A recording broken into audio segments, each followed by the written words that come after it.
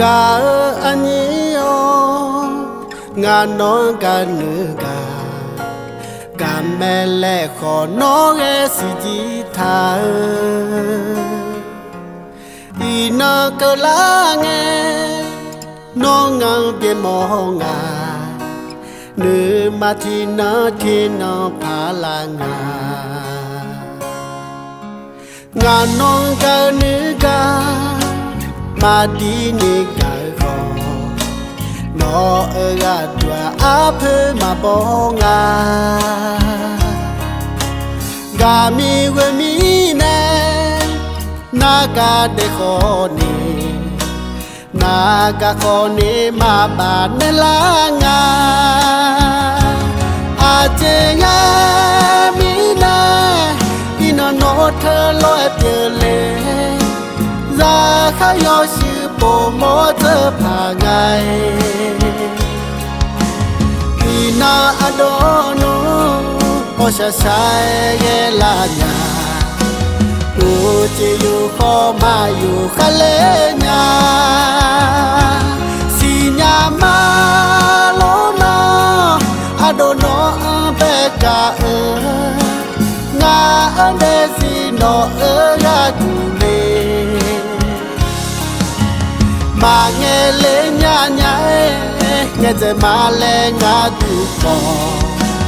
ma nghe lê nya ni no ta nya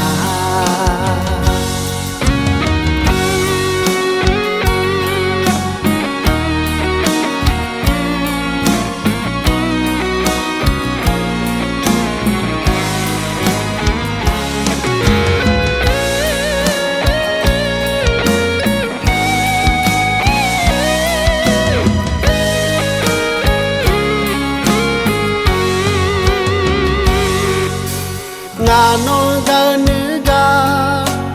ma di ni ga kho no ga dwa a phe ma bo nga nghe cho mo mya le na ga de kho ni na ga kho ni ma ba ne la nga a che ga mi na ino no the lo e pye le za kha yo shi po mo te pha ngai ina alo no mo sha sai ye la nya o ji yu kho ma yu kha le nya si nya ma lo na adono be ka nga ade si no ya tu le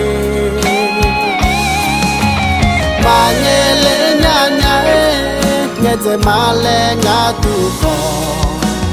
ma nghe le nya ni no ga nya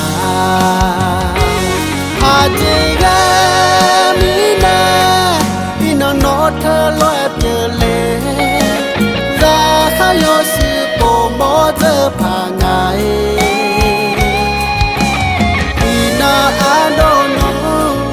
o sha sai ye la nya o ji yu kho ma yu kha le nya si nya ma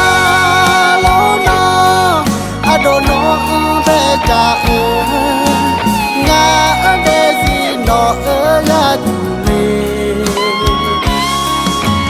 ma nghe le nya nya nghe ze ma le nga tu kho nghe lê nya ni no nya ma nghe lê nya nya nghe ze ma le nga tu kho ma nghe lê nya ni no te ga nya